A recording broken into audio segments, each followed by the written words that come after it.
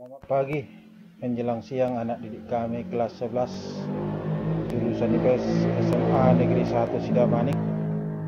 Kita lanjutkan kembali materi pembahasan kita bab yang keempat, yaitu mengenai ketahanan pangan, industri dan energi baru dan terbarukan.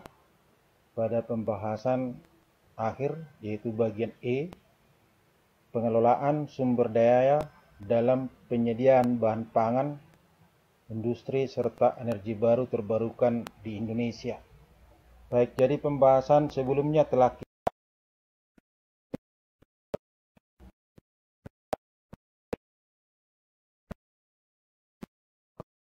saat ini adalah kita bahas dari segi pengelolaan sumber daya dalam penyediaan bahan pangan, industri serta energi baru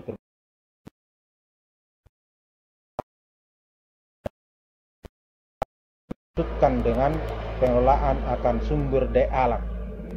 Baik, jadi pengelolaan sumber daya alam, pengelolaan sumber daya, ya, pengelolaan sumber daya adalah merupakan pemanfaatan sumber daya untuk meningkatkan kesejahteraan seluruh rakyat Indonesia dengan mempertimbangkan kelestarian sumber daya tersebut untuk generasi yang akan datang, dan dimaksudkan agar tercipta ketahanan pangan, kemajuan industri, dan ketahanan energi.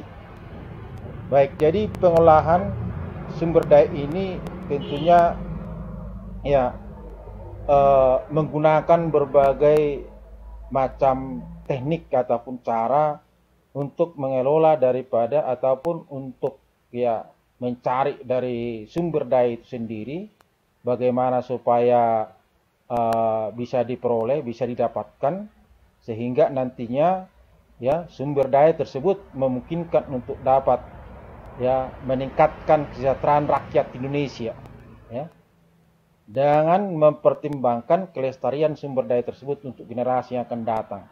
Jadi artinya sumber daya yang kita olah tadi, ya, ataupun yang kita kerjakan itu bukan hanya untuk kepentingan saat ini yang kita pikirkan, tetapi bagaimana supaya nantinya ya bisa tersedia dalam jangka waktu yang lama sehingga memungkinkan ya untuk generasi yang akan datang itu mereka juga tidak mengalami kesulitan untuk mendapatkan daripada sumber daya tersebut. Jadi oleh karena itu ya nantinya dari pengelolaan yang tepat dan yang benar terhadap sumber daya tersebut, selain daripada untuk bisa terpenuhinya kebutuhan ya masyarakat ataupun rakyat Indonesia saat ini, dan kemudian harus diperhitungkan bagaimana nantinya ataupun harus diupayakan bagaimana nantinya untuk generasi yang akan datang ya bisa terpenuhi akan kebutuhan hidupnya juga. Jadi nantinya dengan pengelolaan sumber daya tersebut ya dapat dimaksudkan agar tercipta ketahanan pangan, ya.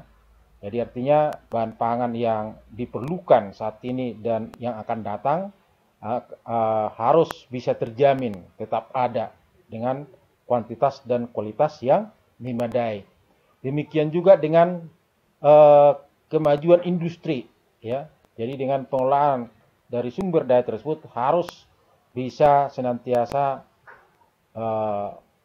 meningkatkan daripada perkembangan industri yang ada di negara kita, dan demikian juga dari ketahanan energi, ya, karena dari sebagian daripada sumber daya energi itu ya tentunya ya suatu saat bisa mengalami kelangkaan. Nah, itulah yang perlu dicari bagaimana teknologi yang tepat untuk itu. Baik, itulah yang dimaksudkan tadi dengan pengelolaan akan sumber daya. Baik, jadi pengelolaan sumber daya tersebut pada umumnya dapat dibedakan atas 3 bagian utama. Yaitu yang pertama adalah yang disebut dengan inventarisasi. Inventarisasi terhadap berbagai sumber daya ya yang ada. Apakah itu sumber daya untuk ya ketahanan pangan, sumber daya untuk energi, ataupun sumber daya untuk industri, ya.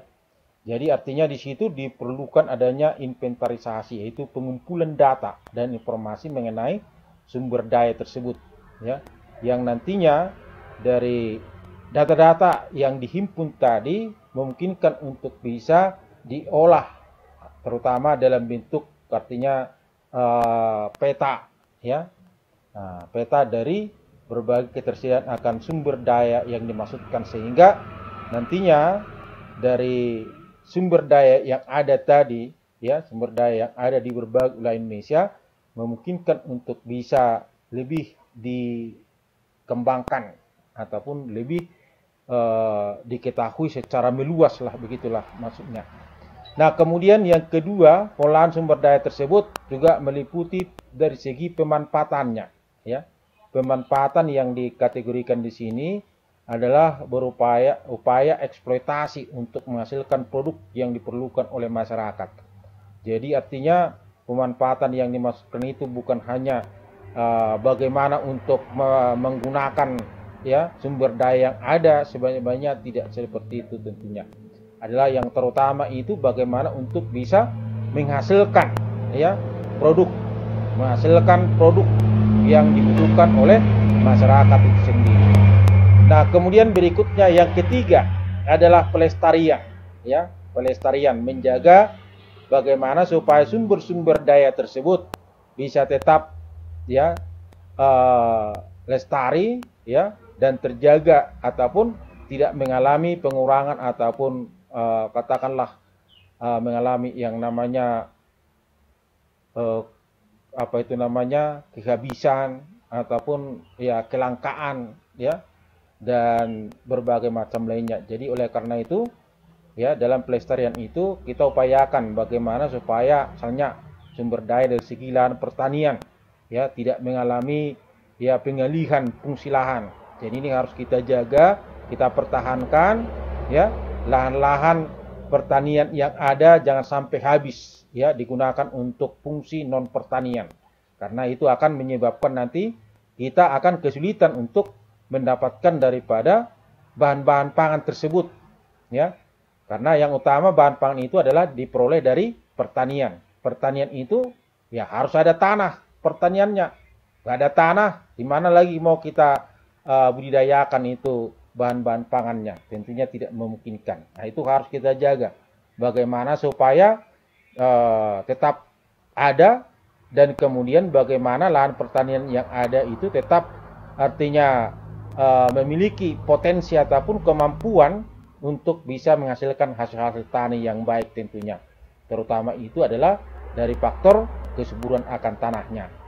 Kemudian dan hal yang lain lagi adalah menetapkan kawasan konservasi, ya. Menetapkan kawasan konservasi, ya. Jadi areal-areal, terutama areal hutan yang ada harus dijaga kelestariannya ataupun harus tetap dipertahankan, ya. Harus tetap dipertahankan bagaimana supaya yang tersisa tetap memungkinkan untuk bisa ada dalam tempo waktu yang lama.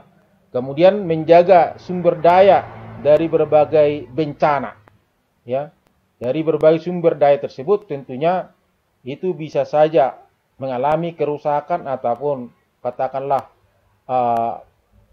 sumber-sumber daya tersebut bisa keadaannya rusak akibat daripada berbagai macam bencana yang mungkin bisa terjadi. Nah, misalnya saja kalau kita lihat dari segi pertanian, ya, itu bisa saja lahan-lahan pertanian yang ada menjadi hancur ataupun tidak lagi memungkinkan untuk dikerjakan karena misalnya terjadi yang namanya kekeringan, terjadi kebanjiran, ya, terjadi erosi, terjadi keadaan tanah semakin tandus. Nah, itu akan menyebabkan daripada sumber daya dari lahan pertanian tadi, ya, memungkinkan untuk bisa mengalami kerusakan. Jadi oleh karena itu harus kita lestarikan, ya. Nah, kemudian melakukan riset penyimpanan benih ataupun biji, ya. Jadi tanam-tanaman tersebut tentunya untuk kesinambungannya itu, ya, harus tetap ada ketersediaan daripada benih, ya, benih tanaman yang mau ditanam, ya. Jadi benihnya itu ya harus dilakukan riset dari waktu ke waktu sehingga bagaimana untuk bisa mendapatkan daripada benih, ya, benih yang baik, ya, ataupun benih yang dikategorikan daripada yang sifatnya unggul dari berbagai hal. Baik, itulah secara umum daripada yang disebut dengan pengelolaan sumber daya, ya, secara umumnya. Nah, kemudian kita lanjutkan, berikutnya adalah pengelolaan, ya, dalam sumber daya tersebut dari segi ketahanan pangan, ya, dari segi ketahanan pangan. Jadi secara khusus kita bagaimana cara kita untuk mengelola sumber daya itu sehingga nantinya bisa tercapai yang namanya ketahanan pangan, ya. Jadi di sini diuraikan ada strategi dalam pembangunan ketahanan pangan tersebut, ya. Yang pertama adalah peningkatan kapasitas produksi pangan nasional secara berkelanjutan melalui intensifikasi, ekstensifikasi, dan diversifikasi pertanian, ya. Jadi produksi pangan itu tentunya ya harus kita upayakan untuk supaya bagaimana hasil-hasil yang diperoleh itu, hasil yang diperoleh dari pertanian tersebut, ya, memungkinkan untuk bisa tetap menghasilkan, ya, produk yang memenuhi kebutuhan secara nasional sehingga kita, ya, artinya tidak tergantung terhadap impor, ya, impor bahan-bahan pangan, ya. Jadi selama ini kita melihat bahwa kita sudah banyak mengimpor bahan-bahan pangan dari luar. Beras pun kita impor, gula pun ada yang kita impor. Nah, ini kalau dibiarkan seperti itu, ya, kita tentunya akan semakin sulit di dalam melangsungkan kehidupan yang layak di negara kita ini. Jadi oleh karena itu upaya-upaya ekstensifikasi pertanian, baik intensifikasi maupun diversifikasi, inilah merupakan upaya yang harus terus kita tingkatkan sehingga nanti produktivitas, ya, hasil tani tadi, ya, memungkinkan untuk bisa memenuhi kebutuhan pangan secara nasional.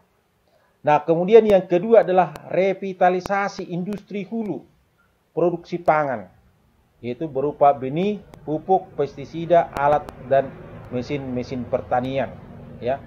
Jadi untuk menopang mendukung terhadap produktivitas pertanian yang menghasilkan bahan pangan tersebut tentunya membutuhkan, ya, membutuhkan adanya benih yang unggul ataupun yang bagus, kemudian juga ketersediaan pupuk dari waktu ke waktu, demikian juga dengan bahan-bahan obat-obatan pertanian yang disebut dengan pestisida, demikian juga dengan alat, ya, alat-alat yang dipergunakan di dalam pertanian tersebut, terutama yang disebutkan dengan penggunaan mesin-mesin pertanian. Nah, kemudian yang ketiga adalah revitalisasi industri pasca panen dan pengelolaan pangan, ya. Jadi revitalisasi industri pasca panen, ya. Jadi di sini di dalam masa setelah panen tentunya, ya, bisa saja menjadi suatu permasalahan yang sering terjadi karena mungkin pasca panen ini mungkin lahan yang ada, ya, dibiarkan terlalu lama, ya kan. Jadi oleh karena itu tentunya harus diupayakan bagaimana supaya tidak tergendala waktu habis panen tadi, memungkinkan untuk terus dikerjakan, ya, supaya tetap ada hasil bahan pangan yang diperoleh tentunya, ya. Nah, demikian juga dengan pengelolaan daripada pangan itu sendiri, ya, pengelolaan pangan sendiri.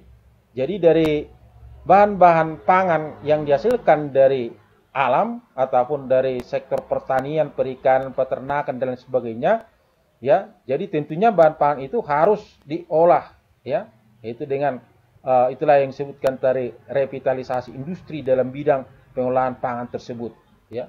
Jadi perlu kita tingkatkan bagaimana pangan ini misalnya bisa bertahan dalam tempo waktu yang lebih lama, ya kan? Jadi kalau bahan-bahan pangan, bahan-bahan mentah pangan yang diolah tadi memungkinkan untuk bisa ya tahan dalam tempo waktu yang lama dan memungkinkan tentunya ya bisa menjamin kebutuhan pangan tadi dalam tempo waktu yang lama. Ya, inilah yang disebutkan dengan revitalisasi industri pasca panen dan pengolahan pangan. Kemudian yang keempat adalah revitalisasi dan restrukturisasi kelembagaan pangan yang ada, ya, koperasi, UKM, ya, dan lumbung desa. Nah, ini ada bagaimana untuk memungkinkan bisa mendirikan ataupun memanfaatkan daripada lembaga-lembaga di desa, ya, seperti koperasi. Nah, ini yang barangkali boleh dikatakan ya agak tersendat, ya. Koperasi unit desa ataupun yang disebut dengan KUD ini kurang kurang berfungsi atau kurang tidak jalan sebagaimana yang diharapkan. Nah, ini perlu untuk kita galakkan, ya. Ya, perlu kita galakkan ataupun bagaimana kita untuk bisa memanfaatkan koperasi ini, karena dianggap bahwa koperasi itulah satu-satunya merupakan ekonomi kerakyatan, ya, ekonomi kerakyatan. Jadi artinya koperasi sistemnya adalah lebih mementingkan kepentingan anggota, ya. Jadi untuk kesejahteraan masyarakat desa, khususnya yang bagaimana supaya bisa lebih lebih makmur masyarakat desanya, ya itu harus ya menggalakkan daripada koperasi tersebut, ya. Nah, kemudian demikian juga dengan UKM, ya. Usaha-usaha yang memungkinkan, ya, yang dikerjakan tengah masyarakat desa, ya, harus senantiasa diupayakan, jangan hanya artinya ya hanya terbatas dari sektor pertanian saja, tetapi harus ada usaha-usaha lainnya, ya, yang bisa semakin meningkatkan daripada pendapatan masyarakat desa tersebut. Dan demikian juga dengan lumbung desa, ya, lumbung desa ini tetap harus dipertahankan, karena lumbung desa ini merupakan ya stok nantinya misalnya untuk beras yang tersedia di pasar, ya. Jadi kalau umumnya masyarakat desa itu setiap rumah tangga itu memiliki lumbungnya masing-masing, ya. Jadi ya mereka untuk misalnya pemenuhan kebutuhan beras, ya, ya itu dari lumbung desanya tadi, karena lumbung desa ini adalah menyimpan padi, ya kan, menyimpan padi. Jadi padinya ya kemudian berikutnya secara bertahap digiling, ya, untuk dijadikan beras. Jadi memungkinkan untuk bisa tetap bertahan. Nah, kemudian yang kelima adalah pengembangan kebijakan yang kondusif untuk terciptanya kemandirian pangan yang melindungi pelaku bisnis pangan dari hulu hingga ke hilir, ya. Nah, jadi di sini tentunya yang lebih peran ini adalah pemerintah, ya, pemerintah kabupaten, sampai dengan ke pemerintah kecamatan, ke desa, ya, ataupun sampai ke pemerintah provinsi dan pemerintah pusat, yaitu harus senantiasa, ya, harus bisa mendukung ataupun mengarahkan bagaimana supaya setiap aktivitas pertanian ataupun penghasil bahan pangan tadi untuk bisa tetap semakin dipicu, dikembangkan hingga produktivitasnya bisa senantiasa lebih meningkat, ya. Baik, berikutnya dalam sistem ketahanan pangan ini tentunya ya ada berbagai ya sistem yang senantiasa untuk bisa diterapkan. Itu yang pertama adalah sistem ketersediaan, ya, atau food availability. Ketersediaan pangan dalam jumlah cukup, aman dan bergizi untuk semua orang dalam suatu negara, baik yang berasal dari produksi sendiri, impor, cadangan pangan maupun bantuan pangan. Jadi sistem yang diterapkan di sini artinya bagaimana untuk kebijakan, ya, ini terutama dari pemerintah untuk senantiasa menjaga ketersediaan daripada bahan pangan yang ada di pasar ataupun di seluruh wilayah Indonesia, ya. Nah, jadi oleh karena itu harus dijaga ataupun diantisipasi, jangan sampai daripada bahan-bahan pangan yang ada di suatu daerah misalnya sulit didapatkan, ya. Jadi ya harus senantiasa ditingkatkan hasilnya itu, apakah dari segi produksi sendiri atau apakah harus diimpor ataupun berupa cadangan pangan ataupun berupa bantuan-bantuan pangan yang memungkinkan untuk bisa didapatkan dalam memenuhi akan kebutuhan pangan untuk rakyat. Nah, kemudian berikutnya adalah akses pangan ataupun food access, ya. Itu kemampuan semua rumah tangga dan individu dengan sumber daya yang dimilikinya untuk memperoleh pangan yang cukup. Nah, jadi oleh karena itu tentunya bahan pangan yang diperlukan oleh masyarakat ataupun rakyat Indonesia secara menyeluruh, ya, kita tidak hanya tinggal menunggu, ya. Kita juga harus bekerja keras untuk bisa bagaimana, ya, bahan-bahan pangan tadi untuk bisa kita tingkatkan hasilnya, ya. Nah, jadi ini adalah lebih dititik beratkan terhadap semua rumah tangga dan individu untuk bisa mengelola bahan pangan, ya. Nah, bisa menghasilkan bahan pangan, bukan harus dalam jumlah yang banyak tentunya. Jadi misalnya kalaupun di di sekitar rumah, pekarangan rumah, ya harus, ya, bisa dimanfaatkan untuk bisa menghasilkan bahan pangan. Kalaupun jumlahnya dalam jumlah yang kecil, tapi itu sudah membantu nantinya untuk mencapai ketersediaan pangan untuk di seluruh wilayah Indonesia. Nah, kemudian yang ketiga adalah penyerapan pangan, ya, atau food utilization, yaitu penggunaan pangan untuk kebutuhan hidup sehat yang meliputi kebutuhan energi, gizi, air, dan kesehatan lingkungan. Nah, ini harus memungkinkan untuk senantiasa bisa, ya, terpenuhi tentunya. Nah, kemudian berikutnya dalam sistem ketahanan pangan tersebut tentunya tidak terlepas daripada berbagai faktor, ya, terutama faktor lahan, faktor iklim dan cuaca, teknologi, kemudian dengan infrastruktur, ya. Lahan merupakan faktor penting dalam penyediaan sumber pangan, terutama yang terkait sumber pangan hasil budidaya pertanian dan perkebunan. Seperti kita uraikan tadi, bahwa pertanian yang menghasilkan bahan pangan itu tidak memungkinkan dilakukan tanpa adanya lahan. Jadi oleh karena itu, keadaan ataupun kondisi daripada lahan tersebut ini harus bisa dipertahankan ataupun ditingkatkan produktivitas daripada lahan tersebut. Jadi misalnya lahan ini terutama adalah dari faktor kesuburan tanah, ya kan? Nah, jadi harus ditingkatkan itu bagaimana supaya dari waktu ke waktu tanah yang diolah tadi bisa tetap semakin subur, bukan sebaliknya semakin tandus, ya. Ataupun dari luas lahan yang ada, jangan sampai artinya dari tahun ke tahun terus mengalami penurunan, ya, pengurangan terhadap luas lahannya.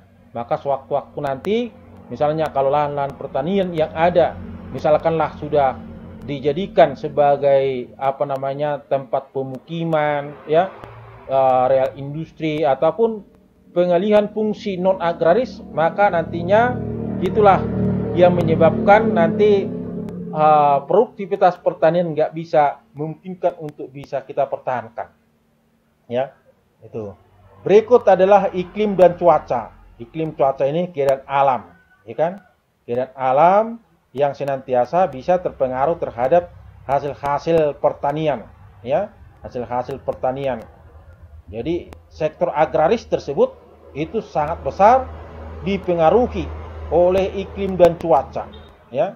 Jadi Indonesia memiliki dua musim, yaitu kemarau dan penghujan. Musim ini sangat berpengaruh terhadap hasil dan produksi pertanian, ya. Jadi pada umumnya kalau keadaan cuaca misalnya cuacanya kering berkepanjangan, ini sangat berbahaya sekali. Demikian juga kalau misalnya terjadi banjir, ini juga sangat sangat merusak sekali terhadap aktivitas sektor pertanian. Jadi ya, oleh karena itu ya keadaan daripada lingkungan alam setempatnya yaitu harus kita jaga supaya iklim dan cuacanya ini tidak berubah, ya, tidak mengalami perubahan yang signifikan. Nah, demikian juga dari segi teknologi, ya. Jadi teknologi itu semakin tinggi teknologi yang dimiliki maka akan semakin mudah dalam melakukan proses produksi maupun peningkatan hasil produksi di suatu wilayah atau negara. Contohnya penggunaan mesin traktor untuk mengolah lahan.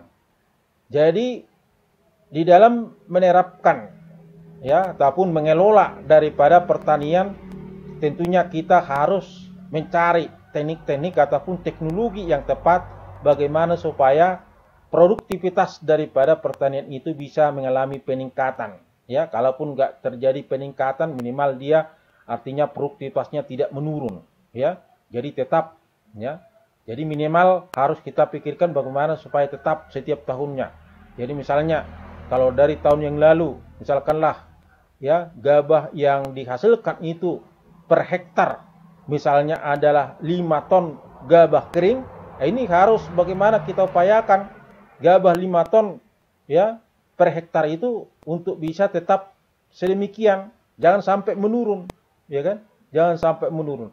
Jadi untuk bisa mempertahankan itu tentunya harus menerapkan daripada teknologi yang tepat guna, ya. Teknologi yang tepat guna. Ini harus harus diupayakan untuk bisa menerapkan itu. Nah, kemudian infrastruktur, yaitu ketersediaan infrastruktur yang memadai baik darat, laut maupun udara akan mempercepat proses distribusi dari suatu wilayah ke wilayah lainnya. Jadi terutama dalam sektor pertanian, infrastruktur yang dimaksudkan itu tentunya adalah jalan yang digunakan untuk mendistribusikan ya bahan-bahan pangan tersebut dari lahan-lahan pertanian sampai ke wilayah kota, ya. Nah, jadi oleh karena itu dibutuhkan baik daripada sarana jalan yang baik, demikian juga dengan ya sarana transportasinya, ya. Sarana transportasinya, transportasi daratnya dengan transportasi lautnya maupun transportasi udaranya untuk bisa melancarkan daripada distribusi bahan pangan itu ke seluruh wilayah Indonesia. Baik, itulah tadi mengenai pengelolaan daripada bahan pangan sehingga nanti dapat diharapkan tercapai yang namanya ketahanan pangan. Berikut daripada pengelolaan bahan industri, ya, pengelolaan bahan industri. Industri, ya, ini tentunya memiliki, ya, dampak terhadap lingkungan alam ataupun dampak terhadap masyarakatnya, ya. Dampaknya itu bisa positif, bisa negatif. Nah, dampak ini harus kita jeli untuk mengkajinya supaya nantinya jangan hanya kita berpikir terhadap produk yang dihasilkan dari industri itu bagaimana supaya hanya bisa menguntungkan secara ekonomis secara besar-besaran, padahal di luarnya bisa merusak daripada lingkungan alam itu sendiri. Nah, ini dari dampak pembangunan industri tersebut, ya. Nah, jadi kita lihat dampak positifnya dengan adanya industri tentunya terbukanya lapangan kerja, ya. Nah, jadi nanti akan memungkinkan bisa menampung tenaga kerja sehingga pengangguran bisa terkurangi. Nah, itu kepentingan daripada industri tersebut. Kemudian dari sektor industri itu akan memungkinkan terpenuhinya berbagai kebutuhan masyarakat, ya, karena industri itu ya ada produk yang dihasilkan, yaitu merupakan kebutuhan hidup masyarakat, ya. Jadi sehingga dengan adanya industri akan dapat menjamin ya terpenuhinya kebutuhan masyarakat secara menyeluruh, mulai daripada kebutuhan ya primer, sekunder dan tertiernya, ya. Demikian juga dari pendapatan ataupun kesejahteraan masyarakat akan memungkinkan untuk bisa meningkat, ya. Kemudian dapat menghemat devisa negara, ya. Kemudian dapat mendorong untuk berpikir maju bagi masyarakatnya, ya. Kemudian terbukanya usaha-usaha lain di luar bidang industri, ya. Dan kemudian akan berpengaruh terhadap, ya, usia nikah, bisa mempengaruhi terhadap adanya penundaan usia nikah daripada perkembangan akan industri tersebut. Sedangkan dampak negatifnya, inilah barangkali yang perlu untuk kita pikirkan untuk nantinya pengelolaan dalam bidang industri ini, ya, memungkinkan untuk bisa lebih meningkatkan kesejahteraan hidup daripada masyarakat Indonesia. Dampak negatifnya dapat menimbulkan, industri itu dapat menimbulkan pencemaran lingkungan. Nah, ini pencemaran lingkungan. Itu apakah itu dengan pencemaran tanah, udara, ya. Nah, itu akan riskan sekali itu.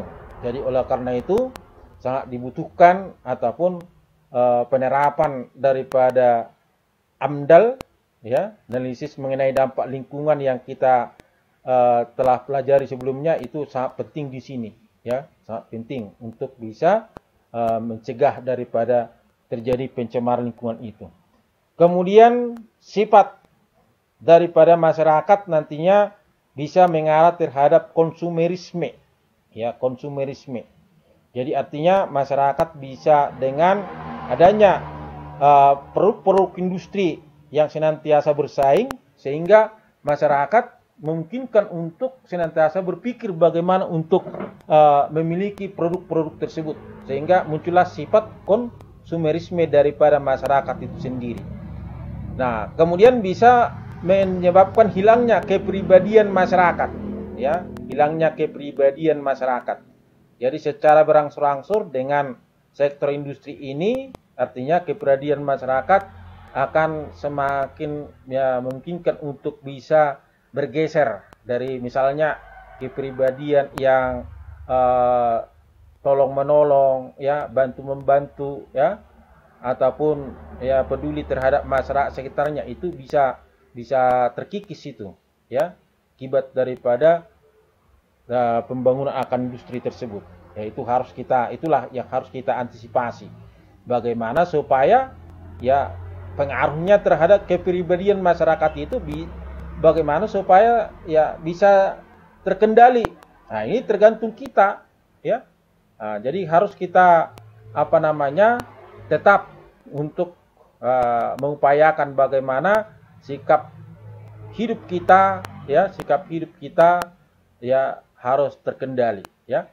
Kemudian terjadinya peralihan mata pencaharian, ya, terjadinya peralihan mata pencaharian. Nah, mungkin ini kalau dia semakin bagus, ya positif lah, ya kan. Tetapi, ya, di berbagai hal mungkin, ya, ada sisi negatifnya peralihan mata pencaharian yang dimaksudkan di sini, ya. Jadi misalnya kalau ada industri, ya, sudah semakin meningkat penghasilan masyarakatnya, maka nantinya mereka itu membutuhkan misalnya, ya, katakanlah pembantu rumah tangga, ya. Maka dulunya petani jadi pembantu rumah tangga. Itu tentunya kan terjadi penurunan di situ, ya. Maka itulah mungkin kan bisa dimasukkan di sini. Kemudian dapat menyebabkan terjadinya urbanisasi di kota-kota, ya. Jadi dengan pembangunan industri yang hanya berpikir untuk dibangun di kota, itu bisa mendorong arus urbanisasi. Tetapi sebaliknya, ya, itulah yang perlu untuk dipikirkan bagaimana supaya industri itu juga dibangun di desa, ya, yang hanya di kota. Jadi desa, ya, memungkinkan, ya, bisa dibangun untuk nanti tidak terjadi arus urbanisasi yang dimaksudkan. Kemudian terjadinya pemukiman kumuh di kota-kota. Ya, ini dari adanya pembangunan sektor industri itu akan bisa terjadi pemukiman kumuh di kota. Nah, sedangkan faktor lain yang memungkinkan untuk mendukung industri Indonesia, pengelolaan industri Indonesia itu apakah nanti memungkinkan bisa berkembang terus? Ini akan ditopang, didukung daripada faktor-faktor yang kita miliki, ya. Jadi dari sektor industri itu sebenarnya Indonesia memungkinkan nantinya perkembangan industrinya itu pesat, ya. Karena apa? Di negara kita banyak, ya, faktor yang memungkinkan terbangunnya industri-industri baru, ya. Pertama adalah melalui daripada Indonesia kaya bahan mentah, ya. Indonesia kaya bahan mentah. Jadi bahan-bahan mentah yang diolah dalam industri tersedia dalam jumlah yang banyak, ya. Tersedia dalam jumlah yang banyak. Jadi kita tidak kesulitan untuk memperoleh bahan mentah. Kemudian demikian juga jumlah tenaga kerja tersedia cukup banyak. Ya, tenaga kerja. Nah, tentunya di sini tenaga kerja yang dimasukkan ini terutama adalah tenaga kerja buruh, ya.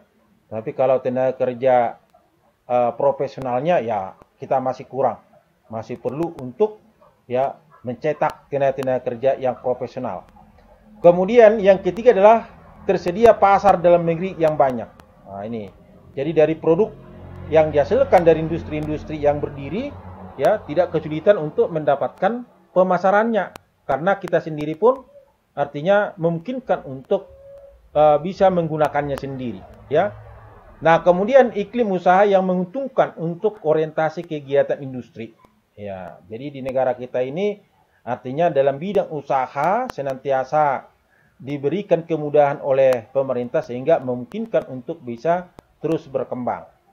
Kemudian tersedia berbagai sarana maupun prasarana untuk industri.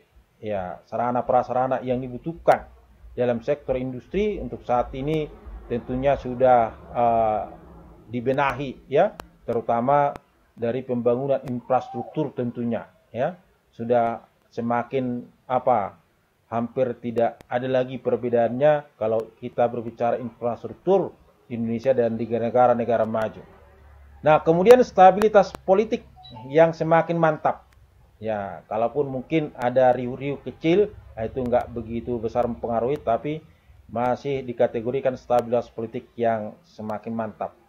Kemudian berikut adalah banyak melakukan berbagai kerjasama dengan negara-negara lain dalam hal permodalan dan alih teknologi. Jadi pemerintah kita senantiasa, ya, mendorong, menopang bagaimana supaya pengusaha-pengusaha Indonesia, ya, bisa senantiasa mendirikan industri-industrinya masing-masing, ya. Jadi pemerintah, ya, mendorong para investor untuk bisa masuk ke Indonesia. Kemudian berikutnya juga dari pengalihan teknologi dari luar ke negara kita, ya. Alih teknologi. Jadi teknologi yang diterapkan di negara-negara maju sana, ya, dengan kerjasama yang dilakukan oleh pemerintah negara kita dengan negara maju tersebut akan memungkinkan bisa beralih teknologi. Kemudian ke-8 adalah letak geografis Indonesia yang menguntungkan, ya, yang sering kita sebutkan Indonesia terletak pada posisi yang strategis, ya, terletak di antara dua benua dan dua samudra, ya. Baik, itu faktor pendukungnya, ya. Faktor pendukung. Nah, kemudian kita lihat dari segi faktor penghambat, ya. Inilah barangkali nantinya dari faktor penghambat ini yang perlu untuk kita kita ketahui secara luas sehingga nanti, ya, untuk bisa membangun industri baru, ya, bisa kita kita upayakan untuk bisa terantisipasi. Yang pertama adalah penguasaan teknologi yang masih rendah, ya. Jadi kita perlu masih belajar bagaimana untuk menerapkan teknologi pada pembangunan sektor industri tersebut. Karena dalam pembangunan sektor industri itu ada dengan penerapan teknologi yang berbeda, ya. Jadi harus bisa sampai dengan menerapkan teknologi canggih ataupun dengan menggunakan yang disebutkan dengan alat-alat berat, ya.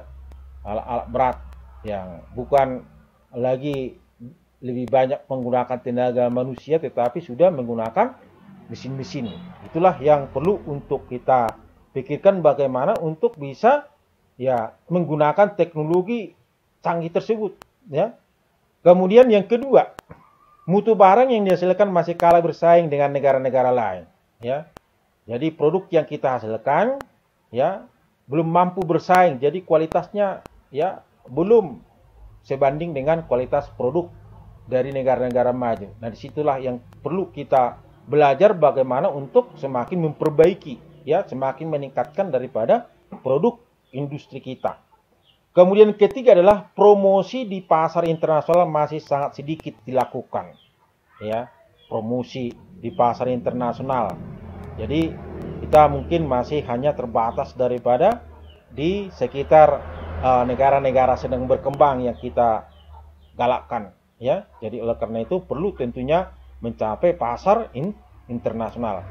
Kemudian keempat adalah jenis-jenis barang tertentu bahan bakunya masih sangat tergantung negara lain, ya. Jadi ada industri-industri tertentu, ya, sebutkan bahan bakunya, ya, masih, ya, kita datangkan dari luar, ya, kita datangkan dari luar. Nah, kemudian berikut sarana dan prasarana yang dibutuhkan belum merata di seluruh wilayah Indonesia, ya.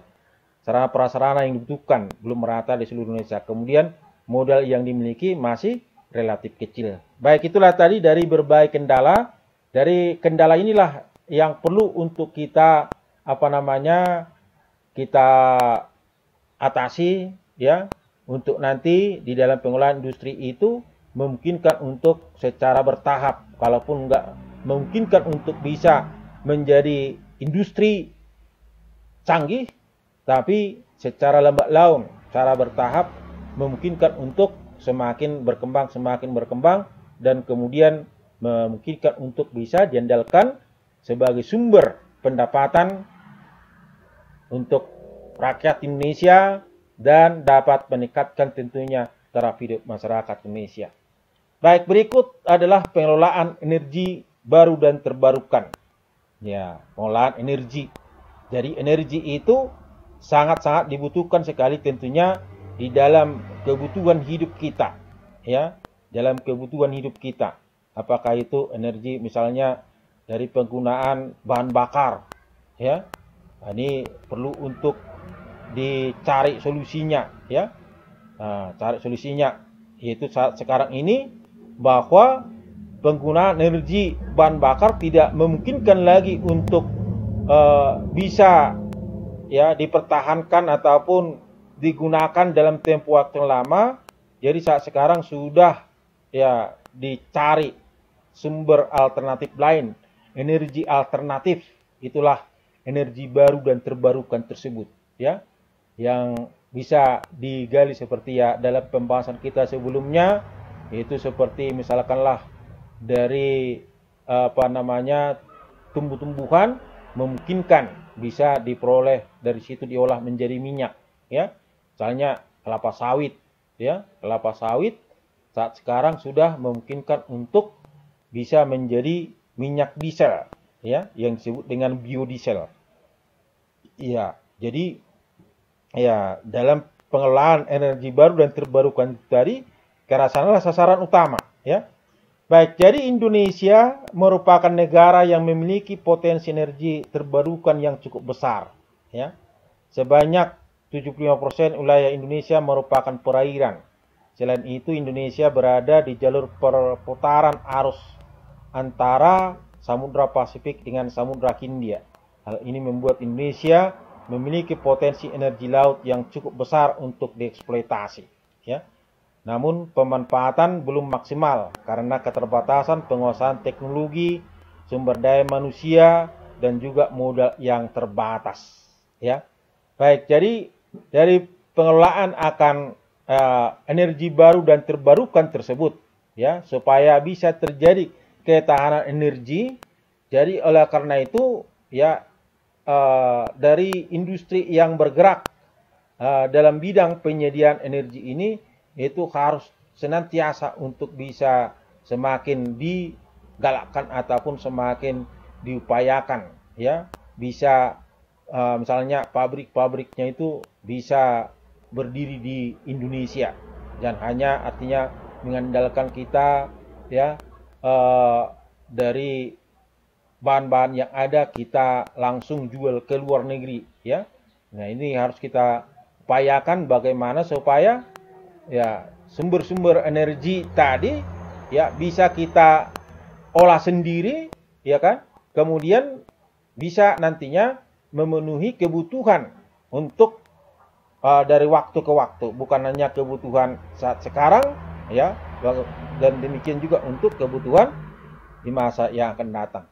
Baik, saya kira itulah pembahasan kita tentang pengelolaan akan sumber daya untuk kebutuhan pangan, energi, dan industri ya. Baik, untuk berikutnya dari pembahasan tadi diharapkan Anda bisa memberikan jawaban yang tepat terhadap pertanyaan-pertanyaan berikut ini. Pertama, jelaskan pengertian pengelolaan sumber daya ya. Berikut kedua, jelaskan pengelolaan sumber daya dalam penyediaan bahan pangan Indonesia. Kemudian ketiga, jelaskan pengelolaan sumber daya dalam penyediaan bahan industri Indonesia. Keempat adalah jelaskan pengelolaan sumber daya dalam penyediaan bahan energi baru dan terbarukan Indonesia. Baik, saya kira demikianlah pertemuan kita hari ini dan selamat siang. Dan saya ucapkan selamat ujian nantinya di minggu yang akan datang. Sekian dan terima kasih.